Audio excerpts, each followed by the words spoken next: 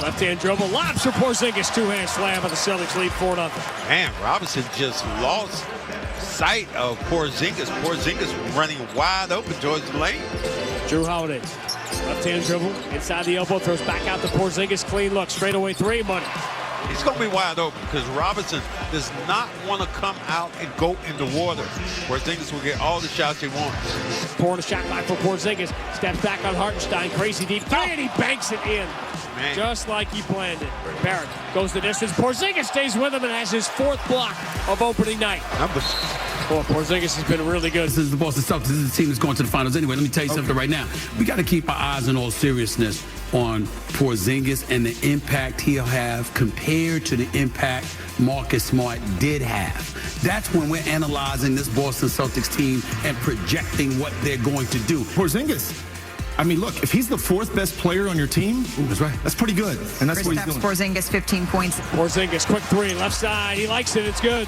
And the Celtics regain the lead off their 11th three of opening night. Porzingis has 4 threes and 4 blocks. White bounce pass for Tatum, straight away against Barrett. Got Porzingis, right side. He's going to take the deep three. Got it!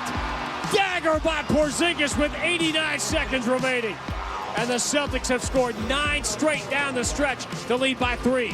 But we stayed poised. We stayed calm, and we were able to finish out the game on, making some big plays, hitting some free throws, and overall fun game to play in.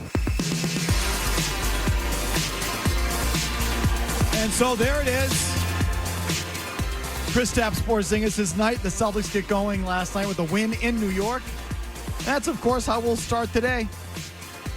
And I guess since I've been hard on Porzingis, I'll just give you the opening thought. Enjoy it now. It's not going to last. Enjoy it for now. He's still not going to be there at the end. Not change my mind. I told you a while ago it's going to take a lot to change my mind. I'm going to have to see you deep in the Eastern Conference Finals and him contributing heavily to a championship run before I change that take. So you guys are Porzingis truthers, especially you. Thank you, Chris Mannix. I'm with you. You all. Porzingis. So is this what Max is going to do now? After 5 years of blowing Marcus Smart up my skirt? See what I did there? Oh, yeah. After 5 years of that, it's now just going to be Porzingis. So it's really Porzingis. It's really not about the players just waving the pom-poms. I got it. Well, you did draw first blood with this one. I did. Saying he wasn't going to be part of the championship. A little bit of a porgy for Porzingis. He will not be there in the end. He will not make it through. All right, so it's you to stay stuck on that, and I understand that. You should. What about, because I think we all universally mocked one caller that said he's going to be their second best player this year. If he plays like he did last night, would you accept that? Yeah, I mean, so I've never really argued the talent. The one thing I definitely was wrong about, at least for a night, was the defense and the rim protection. Like, I didn't realize he was that kind of a factor on the defensive end. He was a force last night. Of course, he can screen and roll and hit a three-pointer. Yes, he can shoot for a big guy. 100%. Like that. The rim protection, I'll give you. That's just me not watching him with the Bullets or wherever the hell he was. And fair enough.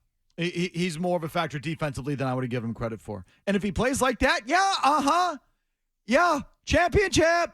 You bet. He's not going to be there. 38 minutes. 38 minutes up and down the floor. Impact minutes on both ends of the floor. High leverage, 38 minutes.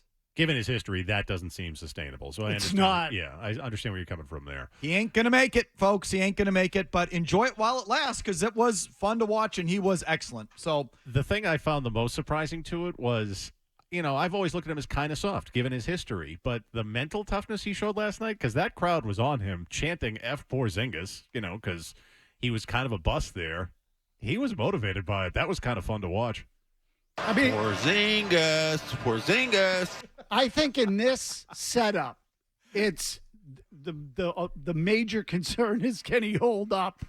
That's it in this setup, because he's with Tatum. It's Tatum's team. All he's going to do is stand out there, let someone cheat a little. Tatum gets the ball and he fires a three. And I'll tell you what, to me, it's not just the feet or the knees.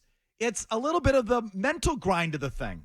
I mean, again, I don't know if he snuck up on the Knicks, but if he's consistently out there, if he's shooting 40% from three and he's playing a two-man game with Tatum out there, they're not going to give him the shot, or he's going to get in these matchups where they're going to lean on him. They're going to, I don't know.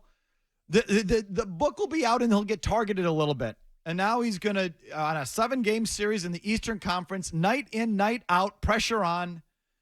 Let's see how he stands up to all of that. I've never believed him to be that player.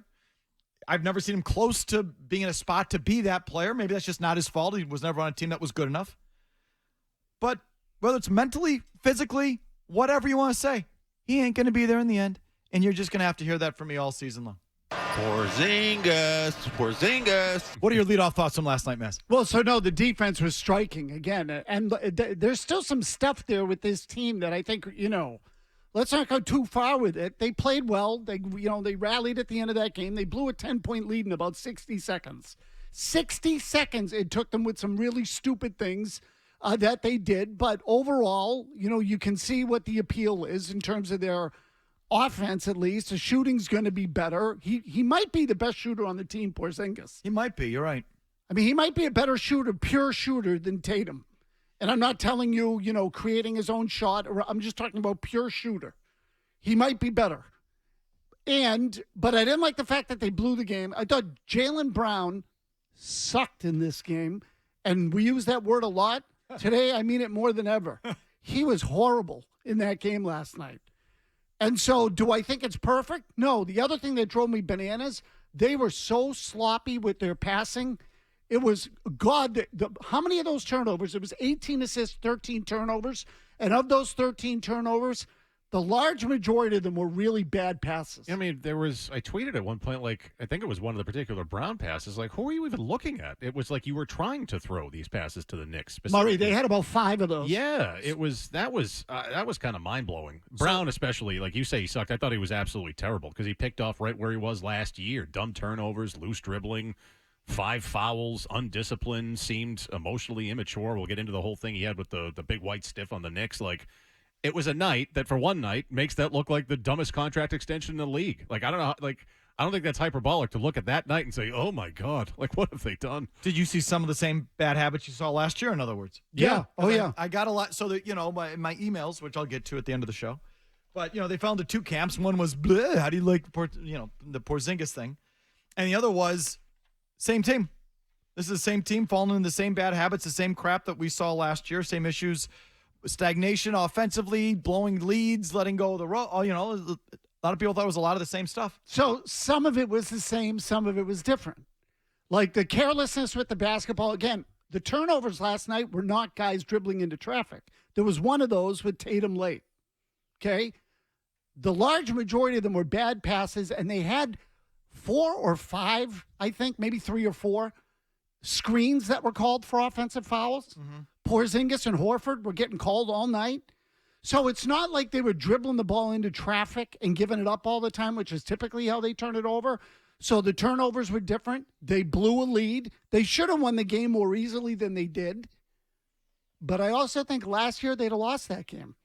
They scored a lot more points in the paint than they usually do. I think they took more 2s than 3s, which Mazzulla made a wise-ass crack about after the game. I was going to ask you, how do you feel the coach feels about that?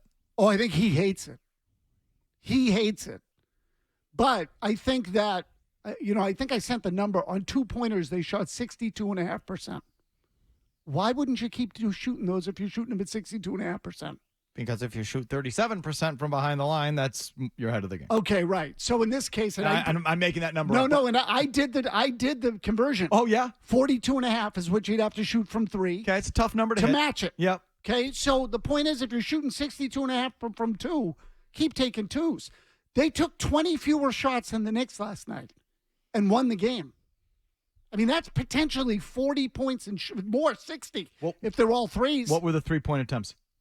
The number? Yeah. 29, 30. No, but the Knicks shot more than them. Yeah. Yes, correct. Yeah, the Knicks shot more. And the Knicks shot 42%. So, honestly, last year, they lose a game like last night. They don't win that game because they don't take the 2s. They gave away a lead. They still got careless with the ball. I think the difference was they were so damn efficient from 2-point, and Porzingis dominated the paint. I mean, he dominated the paint. They couldn't score in there. The Knicks could not go in there and get a bucket. You're talking defensively. Yes, defensively. Do you have those shooting numbers? You put them in the email. I don't have them in front of me. But anyway. Oh, you mean on defense? Yeah. They were 6 for 25 against Porzingis. They were, I'll give you the exact number on Holiday, too, because I have it in here. They were, on Holiday, 4 for 23.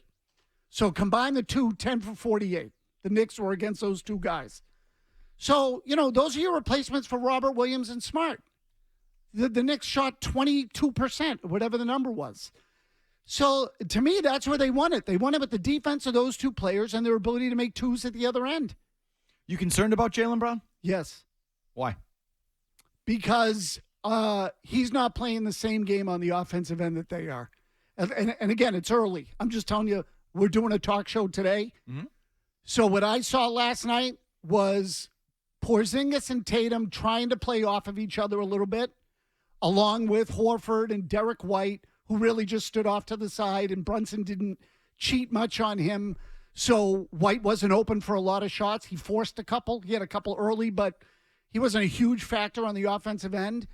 But if Brown wanted to score, he had to go one-on-one, and he did, and I thought it disrupted them. So he looked better to me with the second unit than he did with the first unit, because he can go one-on-one with the second unit and score. With the first unit, to me it felt like, again, Tatum and Porzingis were playing off each other, and he was not. He felt like a guy that was out of place. Yes. With the first unit. You know, it wasn't just like that he looked the same where he left off in that series against Miami. It was like, where do I fit here? Which is concerning.